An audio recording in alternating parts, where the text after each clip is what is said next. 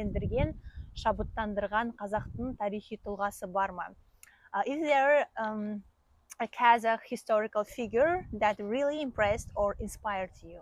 Political figures, I would say Ahmed Baidarsanoli, one of the founders of the Alash autonomy. And if you've ever looked at a picture of him, he is Kazakhstan's answer to Teddy Roosevelt, one of my favorite presidents, the 26th president of the United States. They both had that commanding stare, the same iconic mustache, which I also, he was a poet, someone who reformed the Kazakh script.